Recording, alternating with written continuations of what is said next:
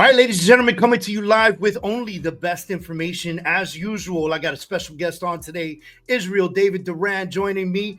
He's here to help you increase your performance, productivity, and profit straight off his website. Wait till you check this out. Welcome to the David Adam Kurz Show.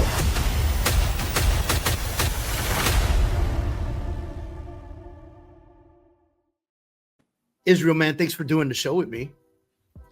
It's a blessing and pleasure to be on here with you, brother. Awesome, man. Listen, we don't know a lot about each other. We just had a little bit of a conversation earlier. Found some commonalities on background and location and all that stuff. You're out in Connecticut, Dominican descent. My wife is Dominican. I'm Puerto Rican with New York background. Come on, from the New York City area, from the Bronx, actually. And so immediately I'm like, all right, this could be a great conversation. But might not feel the same for everybody who's listening. But ladies and gentlemen, please allow me to explain, right?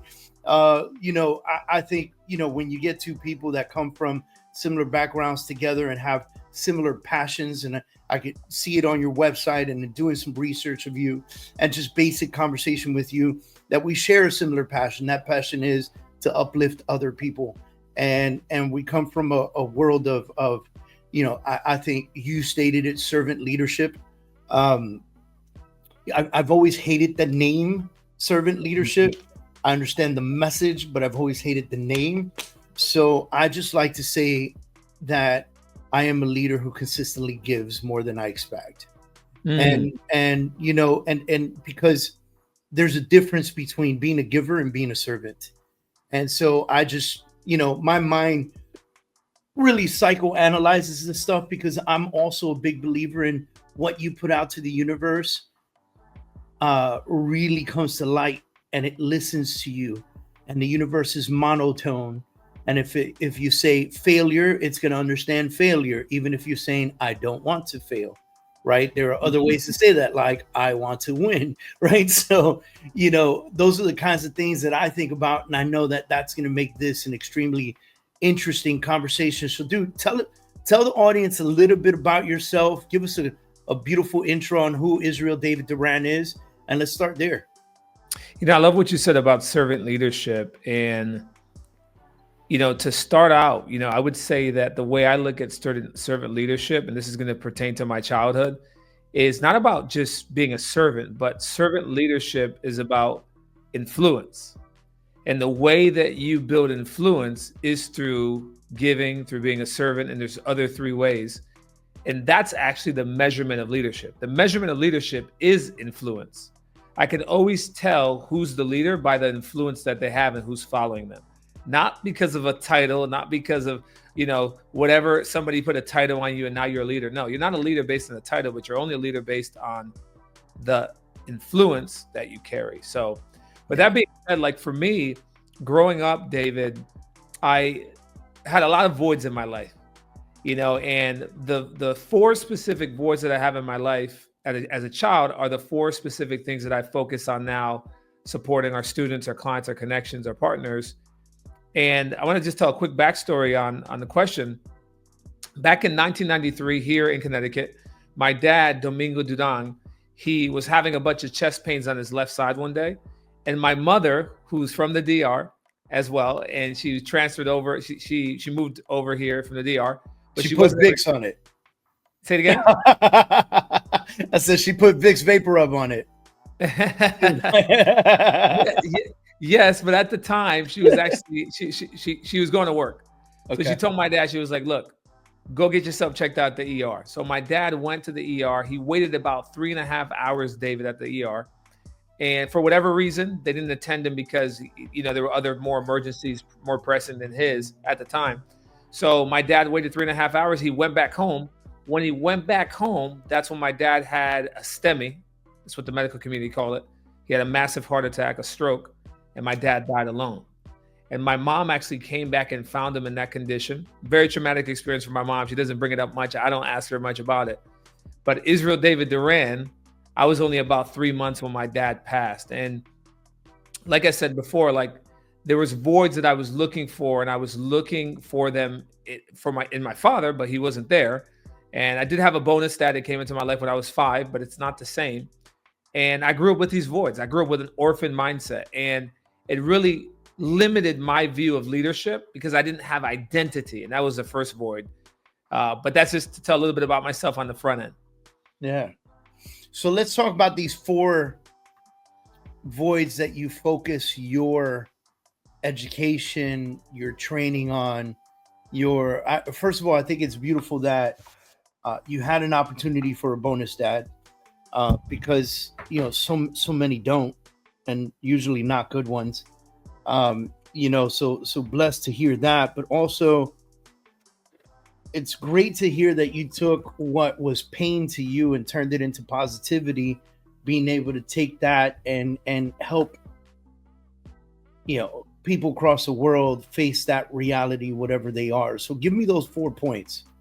Yeah, and I thank God for my bonus dad. His name is Oscar. And the four voids that I had in my life was, number 1, identity. I always tell people that identity is the highest mountain where everything flows from. And we live in a society where there's not only an identity crisis, there's a war on identity. And I was looking for my identity, and I was looking to get my identity from my father. I wanted to look him in the eyes and say, who am I, right? So I made all the wrong mistakes and all the wrong choices in all the wrong places, right? Growing up, especially a young boy, like, you know how it is, a young boy in the Northeast, right? And I had to grow faster than normal, right? I had to go through a process of fire. And later on in life, I discovered my identity in God, and I was, reconciled back to God through Christ. And that did a lot for me on that part. But growing up, man, I made all the mistakes. I was that young child that they said I was either going to end up dead or in prison. And David, I got to tell you, they were right about both things. Yeah. They were right about both things. Why? Because at the age of 7, I died in a pool in Dominican Republic, in a place called Monte Cristi, Dominican Republic. I actually drowned in the pool. My soul came outside of my body, had that whole experience. I talk about it during my TEDx talk. And I go into the prison systems, as a chaplain, volunteering to pour into men in their 50s, 40s, 70s, 80s, many of them doing 120 years, 300 years. Some of them are never going to get out. But I have the privilege of going into the prison systems and, again, instilling the 4 voids that I had that I didn't have as a child. Yeah. All right. So you said something on that first void, identity. You said the world is facing an identity crisis. Let's dig into that. People don't know who they are. It's the same attack since day 0, right? If you're believing in the Bible and you look at what happened in the book of Genesis, the Satan, right? People talk about the snake. The serpent came and said, Eve, the reason why God doesn't want you to eat from this tree is because the day you eat, you'll become like him. That's an identity attack. She didn't know who she was. That's why she ate, because she was already created in the image and likeness of God. The same thing today. Identity is being attacked because when you change how people see themselves, you change everything. As a man thinks in his heart, so is he. So we grow up with people that have no idea who they are. Elementary schools nowadays, this is like one of these topics you don't touch on, right? But I have 5 children of my own, and I want to make sure I'm, taking care of my family. The elementary schools, bro, back in the day when you and I were in school, it's completely different nowadays. And it's all, the attack is the same, the attack on identity. Yeah, we live in a very interesting time, to say the least. When I hear schools are putting litter boxes in the bathrooms, wow, I'm like, come on, man. You know what I mean? Like, I just don't know. I don't know what happens with our future. And it terrifies me sometimes on how bad identity has fallen off. And I think there are a lot of parts that play in this. Social media is a big part to play in it.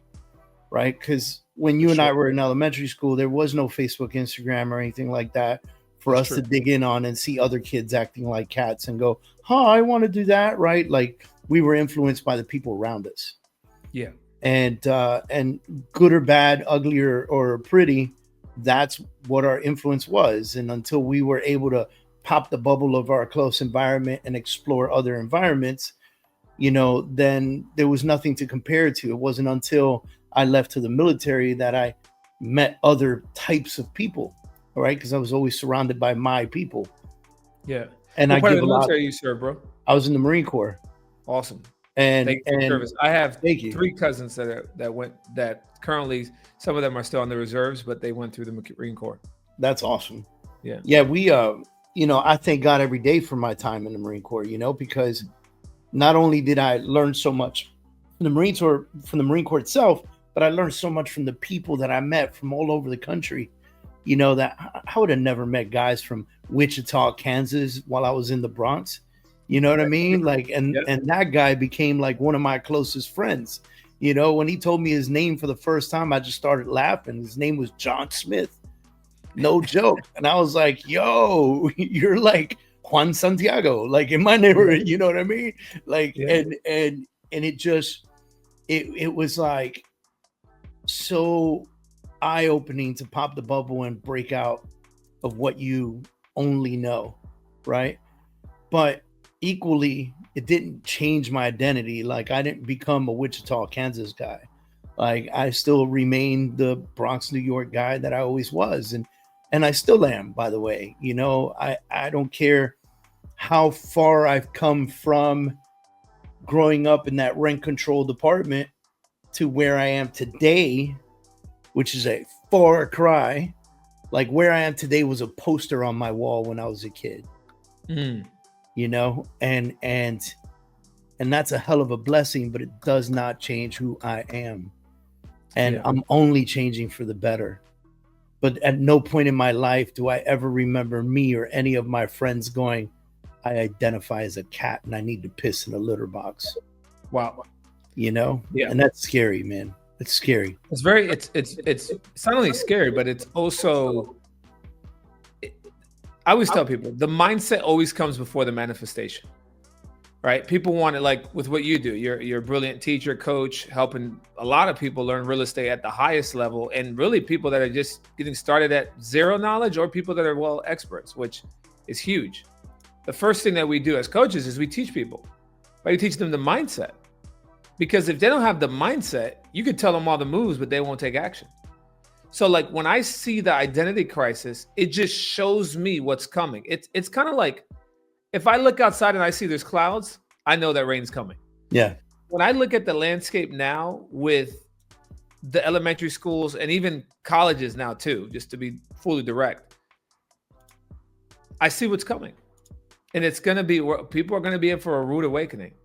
My wife and I, we homeschool because we cannot justify sending our children to the school system now. It's really gotten to a point where it's like, wow, like I'm not going to have, and again, no offense to anybody, this is just the reality. I'm not going to have my child go to a school where a man that's dressing up as a woman is going to read my child a little nursery book. Not doing it. Yeah. Right. Yeah, not happening. It's not happening. So this is where we come to. So unfortunately, we're, not everyone with the same morality as us has the same opportunity. It sucks, but it is what it is. Well, that's why praying for you continue to do what you're doing and raising up an army of people that can be independent, not codependent, be able to provide for their families, because it's going to get to a point where even AI, what's coming, David, AI is going to change the game as well. And I was talking to one of my friends last week, and I saw some things on the inside, because I'm in a few groups where I see things before the public sees them. And it's not that AI is going to take out jobs. That's a given. AI is going to take out businesses and whole industries. Yeah. I tell real estate agents, because the big thing was, oh my God, AI is going to take over real estate. And I'm like, no, it's not. Because moving your largest asset is still a personable business. It'll always be. I don't think it ever gets to a point where people are just cold to selling their house and earning that profit and buying a new home, right? It's a very, very emotional experience.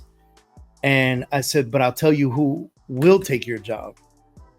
The realtors that get accustomed to using AI. Those guys will take your job. you're done. If you don't get into it, you are done. That's it. All right, so let's dig in. Second The second void was purpose. I wanted to know what my purpose was. Now, here's the thing that I didn't know then, was that purpose will shift in different seasons. And what I didn't know when God gave me a second opportunity at life, when I came out of the pool and I came back, I knew I was alive for a purpose, but I didn't know why. But now I know why. Purpose is connected to people. So, David, a lot of times when I talk about purpose, especially with the people that we serve, many of them are going through transition. So they've been serving one purpose for 10, 20, 30 years, and now they're transitioning like the eagle. And a lot of them fall into depression. They get stagnant. They go into even suicidal thoughts, because they're like, well, my life doesn't mean anything anymore because now my purpose was ripped from me. But I want to just emphasize this, that your purpose is not your identity. People get that confused all the time. Identity always comes before purpose, but your purpose will shift. It will shift because there's different seasons in our life. And I'm reminded, Adam, when I was in college in New Jersey, bro, I was playing baseball in New Jersey. I got recruited, and it's not a stereotypical thing with Dominicans. It's like, well, yeah, of course, you're Dominican. And then he played for the Boston Red Sox. No, I wanted to play for the New York Yankees. I wanted to take Derek Jeter's position. I came close, actually. I met Joe Girardi. I met Bobby Richardson as well, second baseman of the New York Yankees back in the day. But God had a different plan for me. But I went to school in New Jersey. And starting year, I was starting over all the seniors, juniors, sophomore. And bro, I wasn't performing. Like that fall ball season, it was weird. It was like I would see an easy ball. This is an easy double, triple home run, pop up, ground out. And I was frustrated because my whole life, my whole identity and what I thought was in baseball. That's what my whole thing was. So then one day I get a call. I'm in my dorm. This is during the winter season. And I get a call from my coach, and I'm like, hey, coach, what's going on? And the coach is like, hey, Israel, I need you to come in. I'm like, you want me to come in now? He's like, yeah, come in now. So I go to the office, David, and I walk into the office. And you ever gone to like a meeting where you know something's about to go down, but you don't know what? Yeah. I walk in, and I notice that something's about to go down because I see one of my other coaches sitting in the chair. So I go into the room, and I don't remember what was said. All I remembered is these words. Israel, we're deciding to release you from the team. After those words, I didn't hear anything. All I could think of was I worked my whole life up to this point, and my dream was ripped from me. My purpose was ripped. My identity, that's what I thought. Because what I didn't know, David, was that my identity was off. My identity was wrapped in baseball. It was wrapped in what I was doing. So when baseball was taken from me, I had no purpose to live. And I wanted to actually leave this earth, right? And I fell into a great depression because I had identity as an idol. And that's when I really discovered, wait a second, through God, that identity is not what I do. Identity is who God has said me to be because he created me, right? That's what I used to believe. So it really helped me to kind of understand the difference between identity and purpose. And, it's given me a lot of clarity even to today. It's funny that you bring up a story where there's a negative connotation that leaves you frustrated with identity. I just watched the Netflix movie or short series Enigma. And Enigma is the story of Aaron Rodgers and Green Bay and his move to the Jets and all that stuff. And his identity crisis, similar to you, is very much tied to being a quarterback in football. And his number one goal in life was to win the Super Bowl. And he says when that finally happened and he won the Super Bowl, he said he specifically remembered sitting in the bus right after winning the Super Bowl. It's like 1:30 in the morning, and he was tired, and the first thought that came to his head was, now what? Who am I now? Right? Because his identity was tied to quarterback football Super Bowl. Wow. And when he achieved that, winning the Super Bowl, walking away MVP with the Heisman, and he got in the bus and everybody celebrating, his first thought was, now what? Like, who am I now? Like, what am I supposed to do next? You remind me of what you were saying reminds me of one of my mentors. He's not with us anymore. God rest his soul. But familiar with a man named Dr. Miles Monroe? No, I don't think so. He passed in 2014 in a plane accident from the Bahamas. Great teacher, powerful. And he used to say this. He used to say, your last success is your worst enemy. Truly is. Because what happens is, we get that next deal, David, and we're like, wow, the deal I did 20 years ago. Okay, where's the next one? Yeah. Right? Or the deal I did three years ago. And we're bragging about this thing in the past. And it's like, let's move forward. Even with that goes for positive things, but also negative things. Right. And I'm so glad you brought up Aaron Rodgers. I'm going to actually go. I haven't seen that yet. I'm going to look it up. It's called Enigma. Enigma. Yep. Great story. Three episodes only, hour each. But great talk about how he went into a very spiritual nature to figure out his purpose and why he was still around. Really, really cool. Really cool stuff. All right, so let's get into number 3, third void. Number 3 was vision. I wanted to know how to accomplish my purpose. Dr. Miles Monroe used to say, your purpose is your vision in pictures. What I also wanted with my vision is I wanted to find my voice. That's what I really wanted. I wanted to find my voice. Right. Now I teach people that you get your voice from your vision, but you get your vision from the voids that you see in the marketplace. Yeah. So for example, with you saw a void in the marketplace you have multiple different businesses. But you saw a void in the real estate market where there was ignorance. There was a lack of understanding, lack of knowledge, lack of mindset, sales, right? You saw it. You looked around. You were like, is anyone going to help these people? You saw the people that were currently helping them and they weren't really helping them. Right. So you stepped in and because you saw a vision and now you're using your voice to fill the voids in the market. It's a beautiful thing. That's what I wanted as a child. I just didn't know. But later on, again, I discovered it. And now that's what literally we focus on, helping others receive. Helping them see. Receive. All right. Receive. I like that. I was in the thought process of self-awareness and then helping them see what they're capable of. Right. That's it too. Receive. Yeah. Before you can, you first must believe that you can. Yeah. What is it? I think that's thing. Teddy Roosevelt, isn't it? Right? Where he said, if you think you can or you think you can't, you're right. That's it. Yeah. All right. And your fourth void. A custom plan. Anyone that knows me knows that I wear custom suits. Why? Because a custom suit always fits better than one off the rack. What I wanted was my dad to give me a custom plan. So now with everyone that I work with, I give them a custom approach. I meet them where they are because that's what's going to help them. So many times we're just used to just cookie cutter advice, for lack of a better phrase, but everyone's different. Mm-hmm. I believe that people's purpose and their gifting is as unique as their thumbprint. Just like everyone has a different thumbprint, the same way is true for people's purpose, calling, and vision. Now, there are some similarities, obviously, because principles don't change, like laws don't change, but the way that those are applied differ from person to person and business to business. I love that.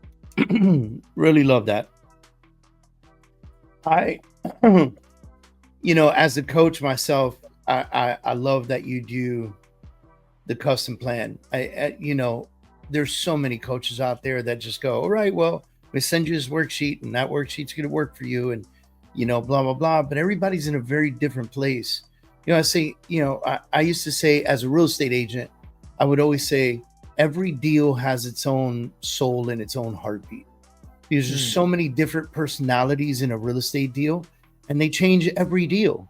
Every deal has different people involved. There might be some similarities. You might be using my lender and my title company, right? But the only three there that are similar are us, because now we have to deal with all of y'all, buyer, seller, other lender, other lawyer, like whatever the case is.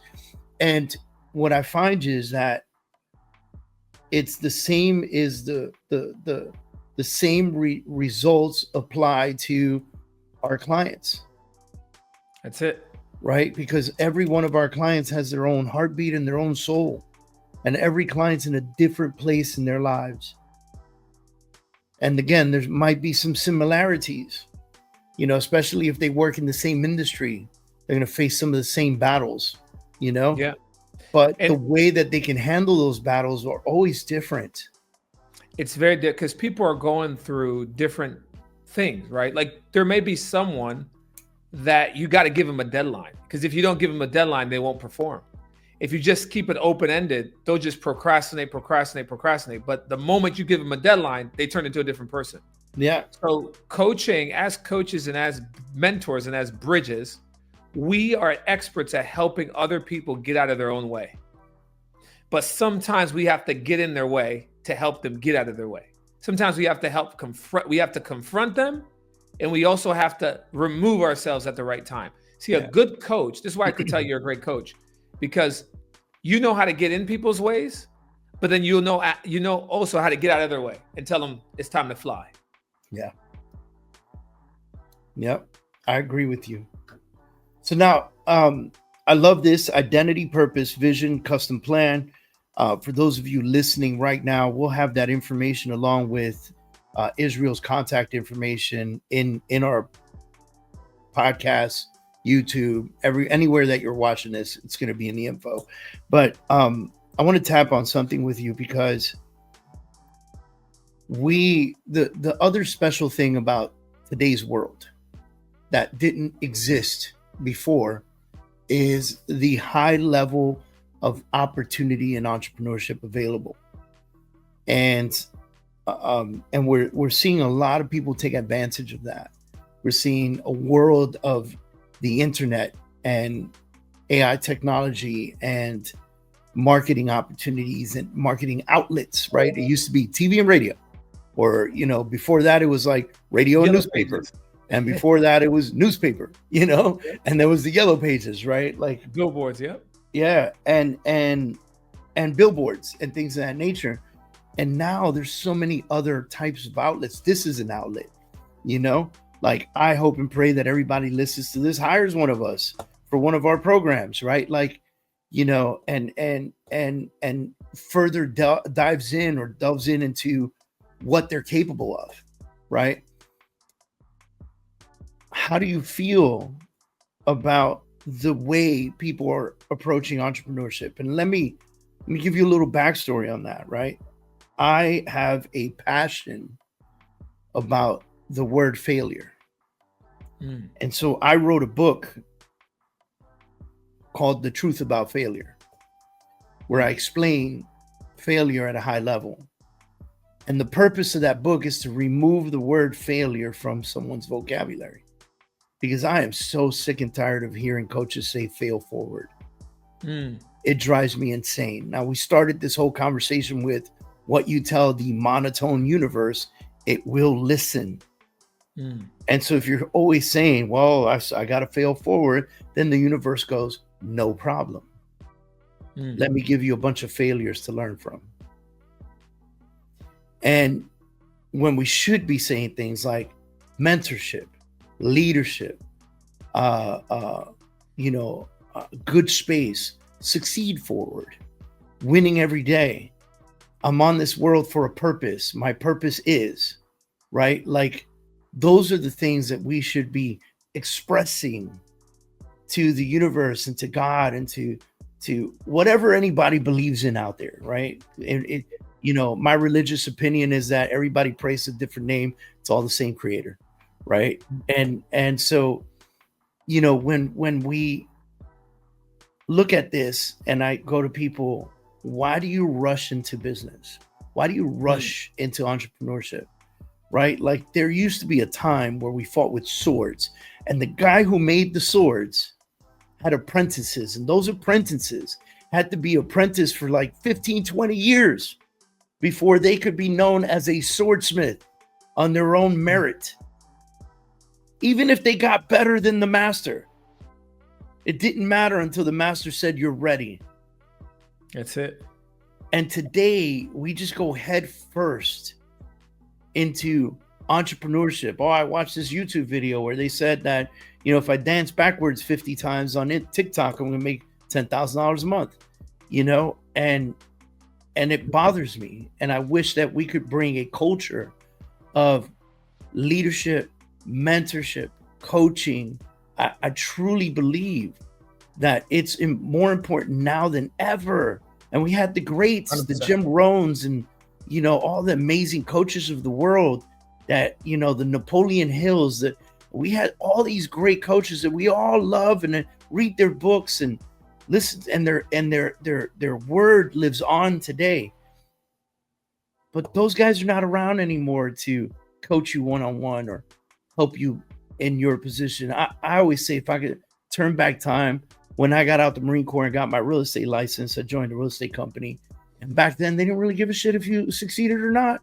There were no classes. There was no mentorship. There was no education program. You know, you just had to figure it out. And needless to say, it's very hard to do that. Now, everybody wants to mentor you in real estate. There's more real estate coaches than there are realtors, I think, sometimes. You know? And so the opportunity's there. And I get people that go, Dave, I can't afford you. Well, cool. Buy my cheapest program. Well, I can't afford that either. Stop drinking Starbucks, brother. Right? Well, I can't afford to do that either. Cool. There's like millions of videos on YouTube on any subject you want to learn about. Pick and choose your leader wisely. That's it. You know? And so I want to ask you, how do you feel about the state of entrepreneurship and the state of the young entrepreneur today? Well, I feel like it's a great opportunity. There's still a lot of opportunity. I feel like their movement is correct, but their heart is off. They have the right mindset in part of going into entrepreneurship, but their heart is off. For example, I love to teach laws. I have about 70 plus principles and laws and concepts that I teach. I probably went over maybe 2 today. There's a law that it's called the principle of impact. Now, laws don't respect if you're tall, if you're skinny, if you're fat, if you're older, if you're younger, if you're this or that. It doesn't care.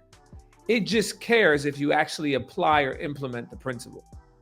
Like the law of gravity, right? The law of gravity works here, it works there, it works everywhere because it's a law. It works 100% of the time. So what happens is when people hear a YouTube video, they get encouraged or they get inspired to go into entrepreneurship. They go into it with the right mindset. Okay, I'm going to want to make money, but they go in it with the right heart, but the wrong heart, and they violate a principle. And many a time, 95% of them have no idea what principle they're violating, but they see the pressure, they see the pain because it doesn't work. Here's the principle. In order to make an impact, we need to have resources to make the impact. So people want to be quickly, they're like, I just need the resources, but they bypass the process. There's 4 simple steps to actually create an impact and to actually monetize and to actually go into entrepreneurship the correct way. And I would love to go over those 4 steps, but it's because people have a lack of knowledge of actually how to do it properly that will work, not 50% of the time, not 75%, but 100% of the time where they follow the process. All right, so let's list out the 4 steps. I don't know that we have time to dig into each step particularly, but let's list them out and then let's touch on a couple of them. Yeah, I mean, number 1, the first step you mentioned is education, but it's not the education that people think. It's not college education. You know, 1902, John D. Rockefeller said he wanted to create a nation of workers and not a nation of thinkers. That's when the General Education Board was formed. That's how colleges and everything else came. They wanted to create people to be deployed, to be employed, not deployed, right? Education I'm talking about is about getting you positioned to be deployed in your gifting. It's when you choose to learn from someone that has done what you already want to do, and that individual can fast track you to get the knowledge, the experience, than you would do it on your own. Right. So specialized education is number one. Number two is what we call about building what I call systems of wealth or systems of value, because systems build wealth. When we do number two correctly, when we build systems that actually produce value in the marketplace for the market that we want to serve in, automatically number three will happen. And by the way, I'm going very smooth with this principle. I'm cutting out a lot just for the time's sake. Understood. The third point is influence. In Spanish, we call it influencia, right? Influence. Now, influence is a very important word. Influence is actually, like I said earlier, influence is the measurement of leadership. Influence is the measurement of a lot of things. The way we build influence is twofold. Number one, we have to be willing to go through what I call the 3 steps of breakthrough. And number two, we have to activate the three elements of influence. The 3 steps to breakthrough are the following. Let's say I want to go into the real estate market. The first thing that I'm going to have to do is I'm going to have to plant myself in the real estate market. And I'm going to have to be willing to do the work in the dark, in the secret, where nobody can see me. Where you plant a seed, the first thing it does, it goes into the ground in the dark where nobody sees it. That's step number one. The second step in the 3 is the step of going through resistance. When that seed starts to germinate and it dies and it starts to grow, there's resistance that's going to hit it in the form of the dirt, in the form of different things in the way. It could be rocks, but the plant, the seed needs to break through the resistance. Now, this is where 95% of people that go into entrepreneurship, they give up, is in this area. So if you're willing to go through the resistance and you're willing to go through the obscurity, you'll have number 3. And number 3 is acceptance. It's finally when that seed, that the plant comes out into the light, it goes into acceptance, and then it goes into acceleration. So that's the first half of influence. The second half of influence are 3 elements that are very important. Now, again, David, I'm giving you like a 2-hour training in like 5 seconds, in 5 minutes, but are you following me? I hope everybody else is too. Yeah. The 3 elements of influence are number 1, compassion. Compassion is the mountain and the fountain where all miracles flow from. When you activate compassion as a leader, in whatever area of gifting that you have, you will be set apart. And I love talking about compassion, but for time's sake, the word compassion, what it means when you look at it, the Hebrew and Greek definition, it gives the word or the picture of a mother with the love that she has to her baby that's in her womb. That's the type of love. So we got to be willing to actually love the people that we're serving and really care about them. Number 2 is an empathy. Empathy has to do with emotional intelligence.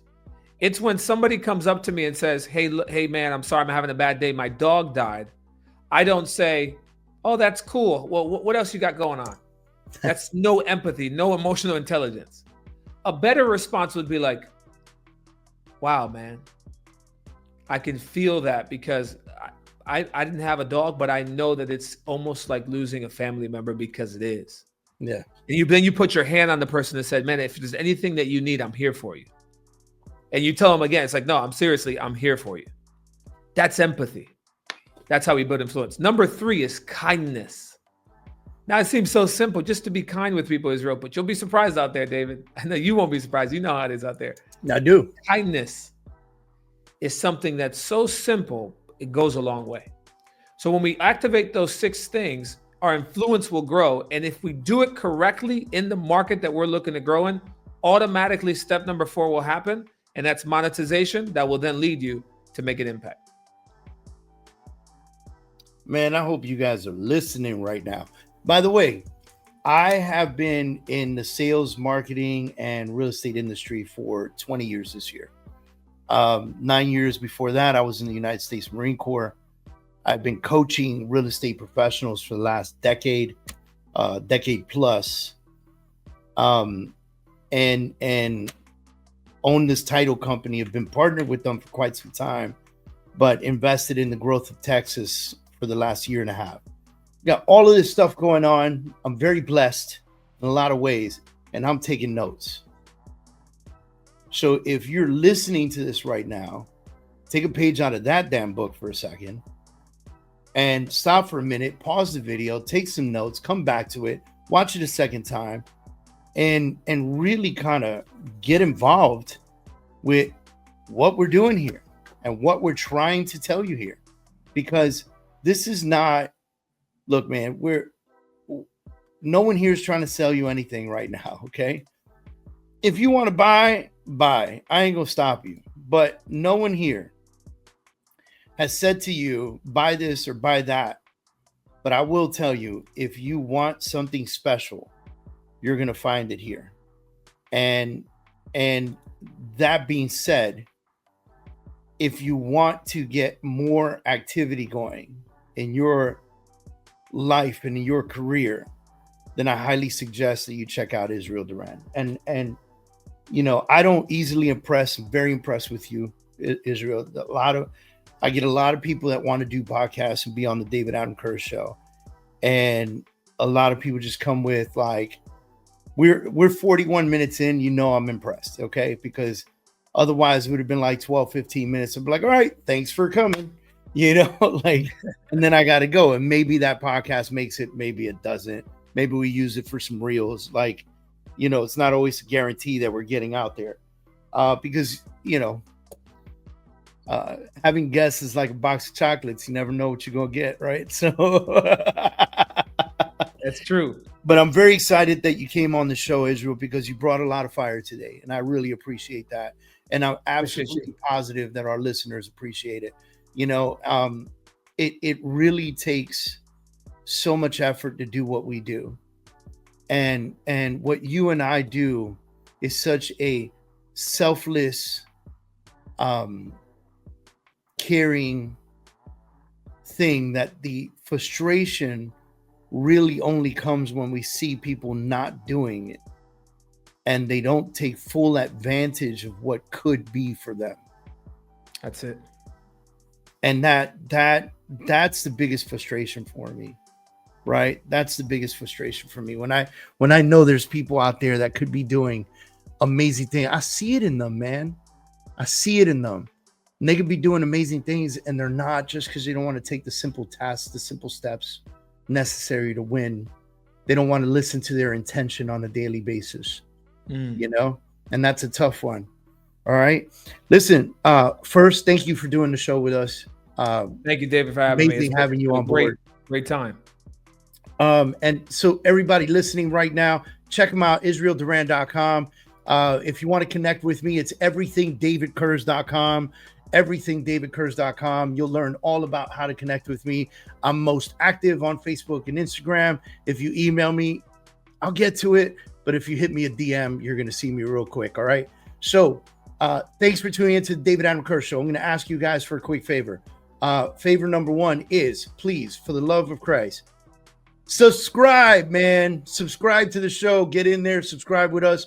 Be a part of the show. Be a part of our activity. Be a part of our growth. Share it with friends and family. I always say this. I'm not asking you to share because I need more fame. I can find that. What I'm asking you to do is share because you never know who in your followers can listen and really need this today. They just needed this message today. And you could have been the one that put it in front of them. So share the show, subscribe, and thanks again for tuning in, guys.